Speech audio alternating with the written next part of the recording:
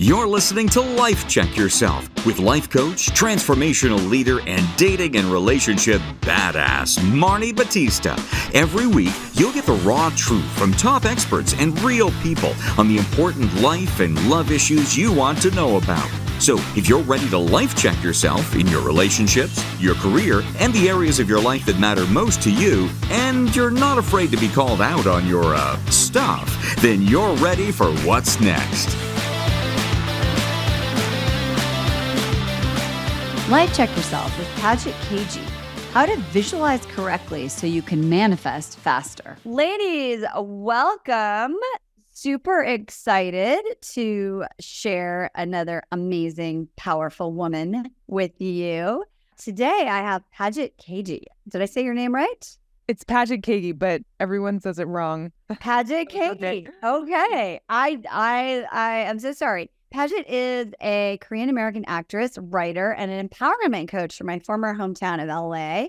She has always been fueled by her passion for challenging norms, which I love. She created the web series called Cat Loves LA, starring an all-Asian American cast long before Crazy Rich Asians was a thing. And she was inspired for her mission with her own journey from sort of like being a math and engineering and history Berkeley gal to totally turning into a frequency healer and spiritual coach, which for those of you that are very analytical and have a really hard time getting into that part of yourself, Cat Loves LA, this project is going to talk to you about how you do that, because I think that is really, really a common thing.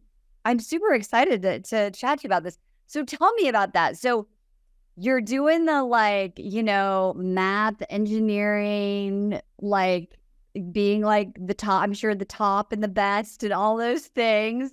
Very analytical brain. Was that how it was going, or what was the path you were supposed to be on? Yeah, I mean, totally, right? So in the end, right, we all end up finding the path that we're actually meant to be on. But obviously not all of it is straightforward. So when I was really young, yeah, right, exactly, right? And if you think about, even for the people listening, if you think about your own life, some of the biggest things that have happened in your life, did it happen, so relationships, right? Did it happen from a logical place? Did it happen because you were A plus B will equal C, right? Or was it just kismet? Or did it just happen in a way that was completely unexpected, that came out of, quote, left field, or that seemed really coincidental? And so that's why I can't say, oh, I was totally on the wrong path, because who knows, right? If I would have even found this path in the best way if I didn't go down that. But yeah, I mean, I'm Korean American, so education's a big thing.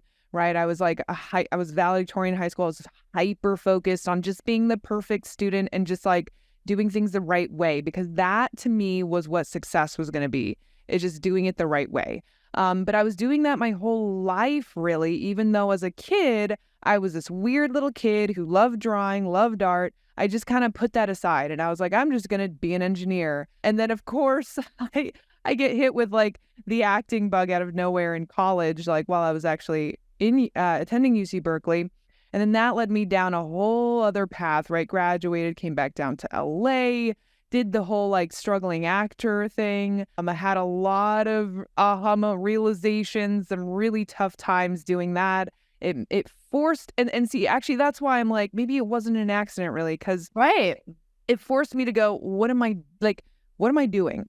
Right? What am I doing in this, not just in this industry, but what am I doing wanting, let's say my dreams were actually quite small. I wasn't even I want to be an actor and I'm going to be a huge actor and I'm going to be, making millions of dollars. It was more I would love to just book a few guest stars a year or something like that.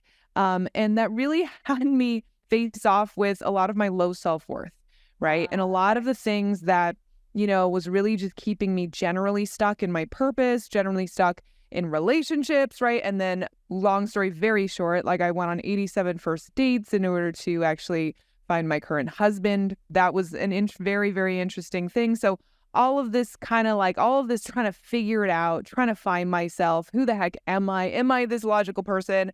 or am I this creative person? How does it mix? What am I supposed to do with my life?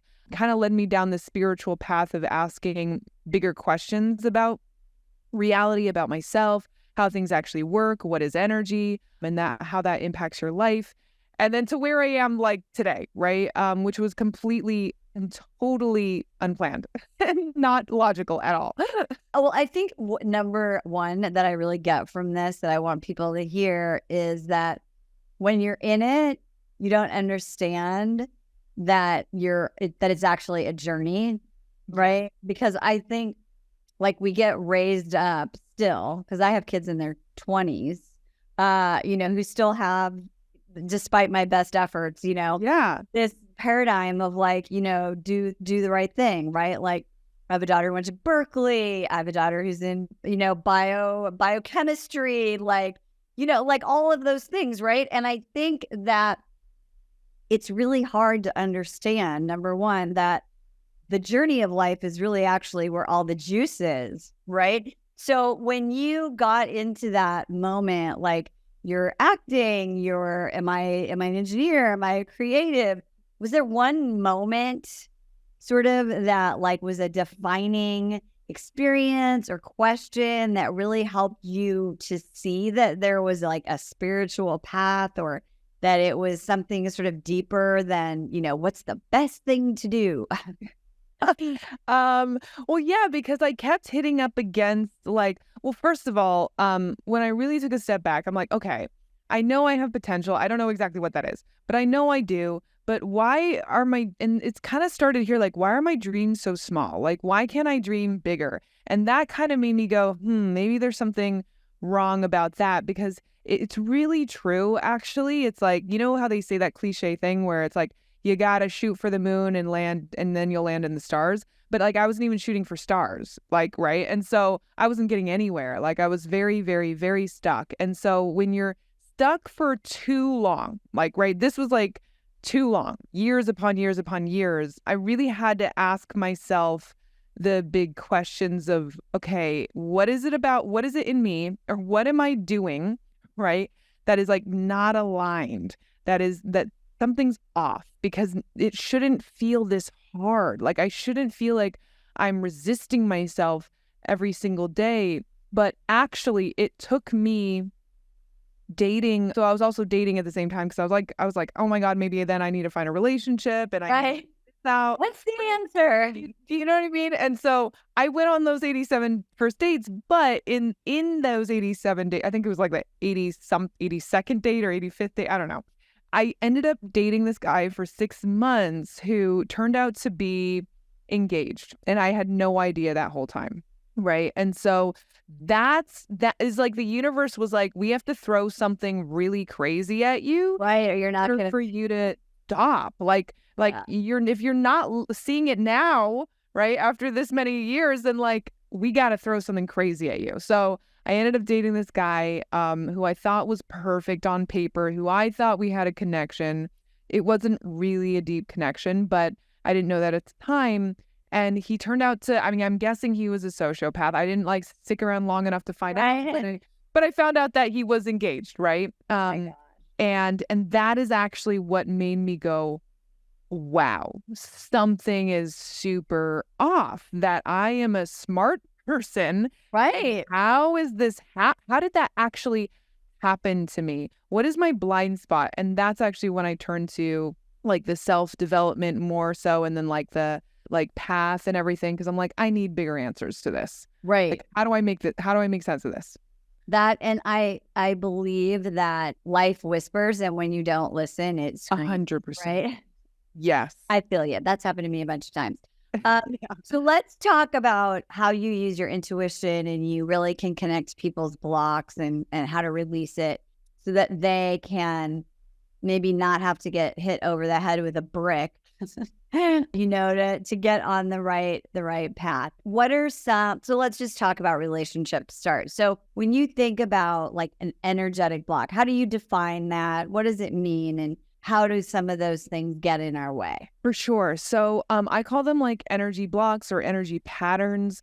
People who are more familiar with, let's say, spiritual side of things, you might understand this, but basically it would be like a pattern, or they would say it in also psychology, right? It's like you keep on hitting up against the same situation, different people, different circumstances, different events, but the same pattern over and over and over and over again. And it doesn't matter how you try to do things different or how you act differently or whatever, dress differently, you keep on getting into relationships with, let's say, someone who feels like toxic or someone who feels abusive or someone who doesn't respect you, or you'll notice these patterns in general. So, and relationships though, like it's the most efficient way to see what your patterns are, right? Because it's the most clear mirror of like, okay, why am I attracting this person? Right? Like, why am I attracted to that person? And why am I exactly so? Okay, so for instance, one of the things that I see, and some people might disagree with me on this, but this is just what I see when I work with people, right? So I would call it like a general, like, let's say, abuse pattern. So let's say if you have this in your field, you would tend to be attracted to people, situations, things that would end up making you feel abused, whether, you know, relationships, even in work situations, friendships even, right? And it doesn't matter like what you try to do, but you would end up being attracted to those things, and then they would all end up attracted to you. And so you're like, wait a second. So this is actually when sometimes people will be like, wait, but like I'm with this guy who at first started to be, who was like amazing and incredible, the sweetest person in the world. And then a few years down the line, he ends up being kind of emotionally abusive to me, or mentally abusive. And literally the way I see it is, if you run this pattern strong enough, like if you get together with someone, even if that's not like their nature, I mean, it probably always was to some degree, but let's say it's not their nature, they would even adjust to your pattern to basically give you like the circumstance, or give you the feeling, or give you the experience that you energetically are attuned to receiving. Love that. So let's talk about the quantum shift accelerator, because I freaking love this idea, which is that if you have these energy blocks, and we are energy, then we want to like move through that, right? Like think of like Marvel movies, right? Yes. Like, you know, you want to like shape shift the energy and go into a different universe.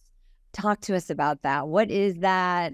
I know you have on your website like all these amazing stories of how you figured it out for yourself in the backside of your heroine's journey. So okay, so that's my program. That's the name of my program, Quantum Shift Accelerator. But basically, like what I help people do, right, is okay. So there you are. You feel stuck in something, and you don't even know like why you're stuck. Right? Because most people can't really see why they're actually stuck. They need someone else or something else to actually show them. And so what I'm really doing is I'm just giving them almost like teaching you the blueprint of like, how do you actually identify what your stuckness even is in the first place? How to identify where you're stuck? And then also, how do you release those deeper patterns yourself, actually at a deeper level? You know, it uses body work, so somatic work is involved in it. But it's also like being able to like elevate your frequency. So that's kind of where I come in, is that when I work with people, what I'm basically doing when I see, let's say, someone's patterns, is I'm tapping into their energetic field at a higher level, right? A higher level of vibration. And I'm like, okay, I see that you run that pattern over there. And so what I do is I just help them elevate their level of vibration or frequency to the level at which the pattern is running or expressing itself, so that they can go at a higher level. Oh, now I'm at that level of frequency. Oh, now I can actually release that pattern that like is not. It's like you outgrow it almost. Like if you step in highest self, the higher energetic frequency, and then 100% lower things are like you're 100%. So as you elevate in frequency, you're just able to see, quote unquote, see like the patterns from a better perspective and go, oh wait, I don't need to run those anymore. Right. And so it's like this like self-perpetuating cycle. You get higher in frequency, you're able to release more junk, higher in frequency, able to release more junk. And as you do this, what happens is you completely change your energetic field, right? And so you're attracting just very different things. You're not attracting things from your old paradigm or your old patterns. You've switched that. So, oh my God, wait, people are just treating me differently. Wow, people are treating me different. Oh, wow. And then different opportunities are popping into my field that I didn't see before. They could have always been there, by the way, but you literally just didn't even see it. Because that's the thing, right? It's like everything is open to us at all times. Like everything is available to us physically, really. But like what you're going to attract and what you're going to see and what you're going to be attracted to is going to be dictated by your energy patterns or like what you're attuned to actually being receptive to. So go back to like, okay, so you're attracting, I'm going to just pick unavailable men because I think Sure. when I've talked to clients, like, and I'll be like, oh, so tell me about your history. And they're like, well, I dated this guy and like I lived in Nebraska and he lived in Germany. It didn't work out.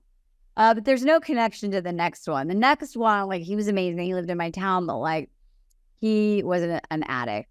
So there's no pattern there. And then the third guy, well, he just never got a divorce, but he was separated. And I'm like, well, wait a minute. They're all unavailable. It just looks different. So, right? So let's talk about like, so if that's your pattern or frequency, why would you tell someone like, why am I doing that? How do I see that?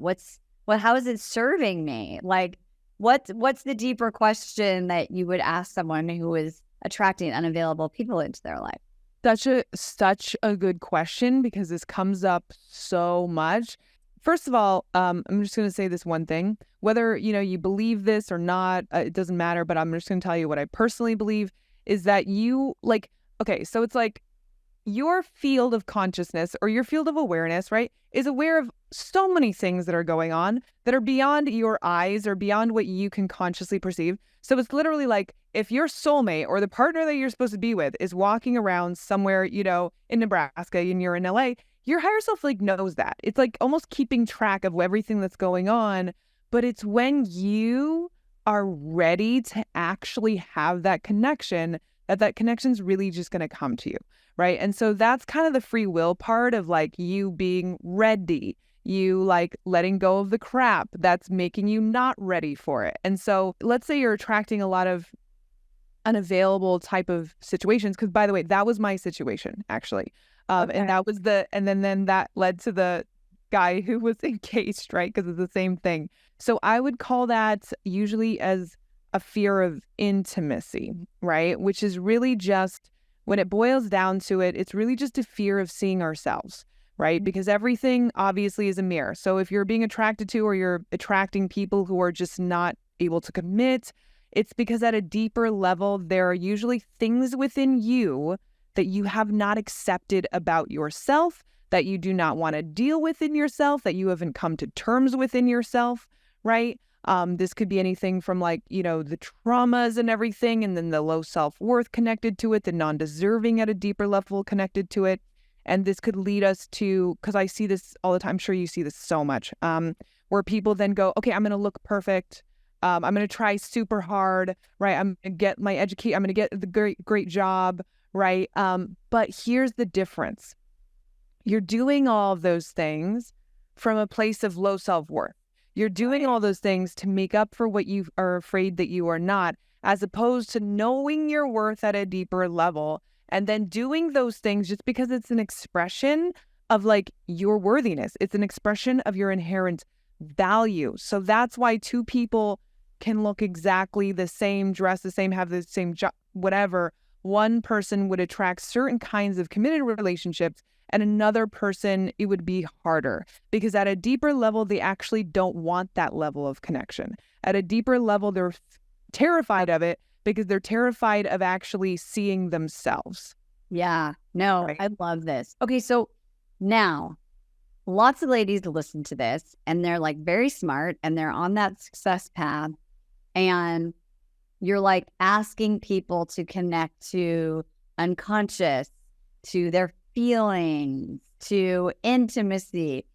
So you went through this path where you were like just operating neck up, I call it, to like starting to like access lots of other things. What are some ways that ladies who find it really hard to start to shift into their body, into somatic, into feelings, what do you say to them? They're like, those are the people that you go, how are you feeling? And they go, well, I think that blah, blah, blah. Yes, operate from the neck up. But this is exactly what I'm saying, right? And it's also like, if you operate from the neck up, then let's say you're even just like your antenna of like what you're attracted to. So notice how this also applies to people who go, oh, this is my list of qualifications I need a man. And like, they don't actually take any time to connect with the person.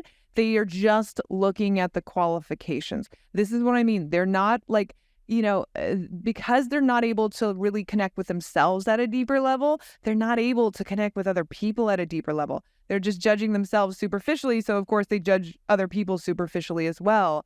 So one of the things, I would say is, this is going to be an advice that a lot of people are not going to like, but I love that. Is like, well, it's like, try like not giving a crap. Okay. So if you're someone who's like overly perfectionistic or overly controlling, oh my God, I need to control every single little aspect. Try for once just like not caring. Like, what would it be like if for one day you just didn't really care?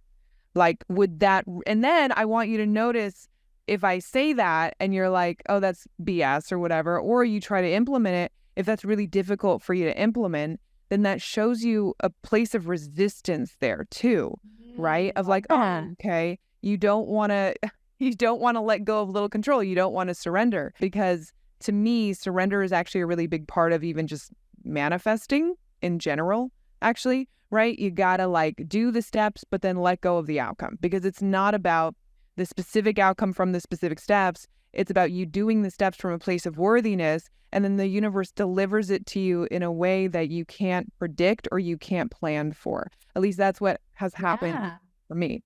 So another thing I was just going to say is I actually do have a free frequency clearing that people can download if they just go to my Instagram at Paget Kagy and they DM me the word magnet. I will send you a free frequency clearing. It's going to actually help you connect to those higher spaces of frequency and consciousness, and then also help you release some of these things that are keeping you from being in your body. Right? Ooh, I love that. Okay, so ladies, the links if you're driving, just know it's in the show notes. So don't try and getting on your phone, downloading and DMing with us, right? And we'll make sure we give that at the end, and then also it'll be in the show notes. So it's like you can tiptoe into this, right? By looking at, okay, what would it be like if I could imagine there's something that's keeping me stuck? And what you're saying, I think, is so brilliant, because you're just asking a simple question: what would it be like if I don't care? The first step of like even noticing what you notice about your reaction to that 100%. experience, right, shows you what's up for you. So it's almost like you're seeking the new dimension by asking. I always talk about asking a better question, right? Totally. Yes. Asking the better. I always tell people, look at the questions that you're even asking. Like, where are your questions actually coming from? Like, honestly, right? Because that usually reveals so much to me. Like, I won't even have to necessarily read someone to see like what's behind the question. I'm like, well, just look at even just the question that you're asking me. Like, you literally mentioned 10 different things in one go. Clearly, it's someone who is not going to be able to make a decision right now from the right place, because you have 10 things rolling around in your head. Okay. So it's about getting back into your body. And that's another thing about it too, that people might have a question around, which is like, well, what's keeping me? We hit something. We changed the energy. We got balloons. Fucking awesome. I love it. Oh, it's like, what's keeping me from being in my body? Because I used to be very out of my body in my head. And it's because we store these energies in our body. So let's say like as a child, right? There was a lot of fear, or you were experiencing a lot of fear. You would jump out of your body, go into your head to look for safety because your body did not feel safe, right? Those are kind of basics. So that's why we would end up being really in our head, right? Because we stored all the anxiety, the fear, the low self-worth, the whatever, like, right? The self-doubt, all of this stuff all over our body. So what do we do to distract and not be in our body? We go, oops, straight up into our brain. because we think, okay, well, let me just solve it from here, right? And I'll protect myself. And so again, that's actually related also to the fear of intimacy too, because you're unwilling to go to the places within yourself that are really true and authentic. I love this. I think the thing that I really want to highlight for people too is that above all of this is like this, what you said, this surrender, right? So, because people are always asking me, how do I have a goal and want to, be with a person this year, right? But also like be present and enjoy and show up with my body and get out of my head and all of those things. And at some level, and maybe you want to elaborate on this, you're like, okay, don't focus on the how, right? Like just be in that right energy, that right feeling state and stay in action. And then, you just kind of surrender. Can you elaborate on that for those people that are like, Paget, you're telling me to do two things and they don't make sense. How do I start to adopt a sense of surrender when I'm looking and searching? Yeah, totally. This is the hardest thing for people who are in our heads, right? And so that's why I said in the very beginning, you have to trust that your higher self, okay, or something, whatever, your higher energy, whatever you want to call it, is keeping tabs on things that you cannot see, things that you yourself cannot consciously perceive. It's keeping tabs, right? It knows where you are. It knows when you're ready. It knows all the things that are coming. It knows where the people are in your field who could come into your field at different moments in time, right? It knows. Like, think about all those times that have happened to you where you're like, whoa, that was a weird coincidence. Oh my God, I can't believe I happened to just meet that person there, right? That's not a coincidence. It's not an accident. Like, people think that their life is dictated, and this is the number one thing, actually. People think their lives are dictated by what they're thinking and the conscious decisions that they're making. But the biggest decisions that you ever make in your life, think about it, the biggest life-changing decisions that you guys make in your life, it doesn't even necessarily make logical sense. And it almost came out of nowhere. And you were just like, I just have to. And that is your higher guidance system. That is your higher self coming in, going, nope, we're going this direction because we know the way, right? And so that happens to us all the time. But then we just like go, oh, okay, I'm going to justify it because I did that because of X, Y, and Z. But really, like, did those things actually make sense if you break it down? So it's about trusting that you do have an internal higher guidance system, whatever you want to call it, that just knows better than you. It's always going to know better than you. Like, your head is quite stupid, right? Yeah. Right?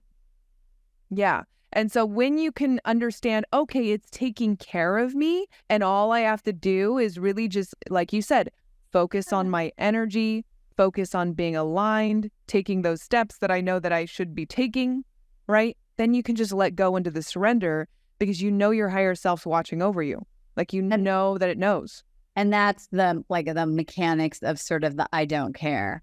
You care. The mechanics of I don't. Well, actually, so that the I don't care, that exercise is for those people who are super in their control and who literally can't let anything go. And it's like, and so they think everything's super important. But actually, if they backed up, this is like to give them perspective. If they actually just backed up and they just said, what if this actually didn't matter right now? What if I didn't need to pack the 10 lunch or whatever it is, right? That I feel like I need to do every single day.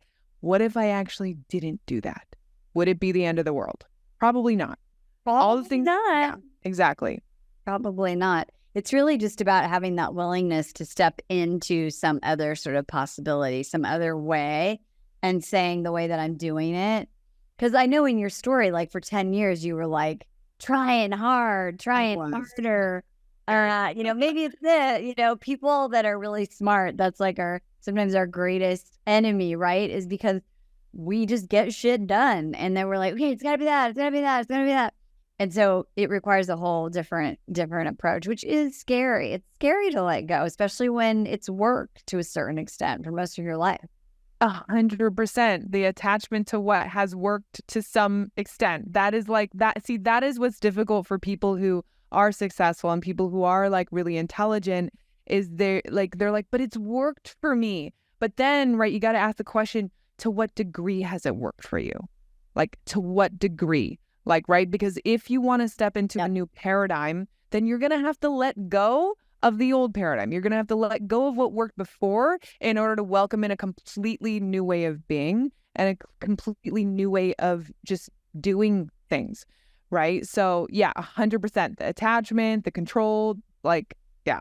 It's all crazy. So I think the best metaphor that for me is that I moved from LA to Colorado. And so I'm living in the Four Seasons, and I realized like there's this guy who wrote this book, and I can't remember the name, but his name is Parker Palmer. And he talks about the seasons of this metaphor. And he writes about like winter is going to be really hard until you get out into it. Like you make friends with it. And I remember like last year was the first winter.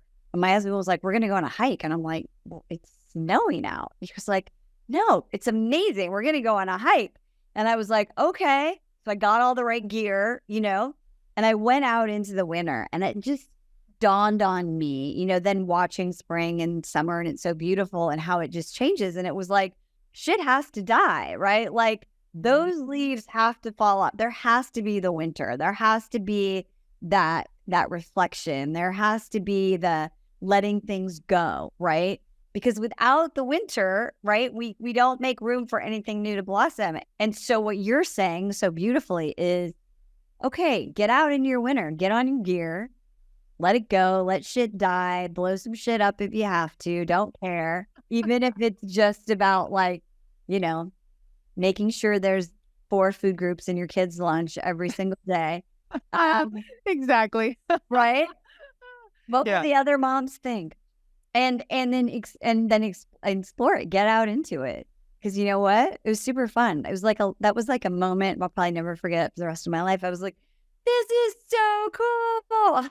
Jen, I'm not cold because I have the gear and I'm making friends with the winter. So exactly. That's such a good point though. Like, even if you guys just think about the times that you really remember, it was probably when it just started raining out of nowhere. Or something like even unfortunate happened and you're like, oh God, this is so inconvenient. But then you never forgot it. And actually it turned into a really amazing memory, right? It's the same thing in life. Like if you want the same, then keep being the same, keep doing the same. But if you want something different, you have to change. Like you can't get around that, right? You just cannot get around that. There's no express bus to the life you want without like. Exactly. 100%. Yeah. I love it. You're so brilliant and amazing and fun also. I love that. So ladies, I mean, so much here. Absolutely make sure that you check out Paget everywhere. But she has a free mini course that you can also get on her website, which the link will be in the show notes.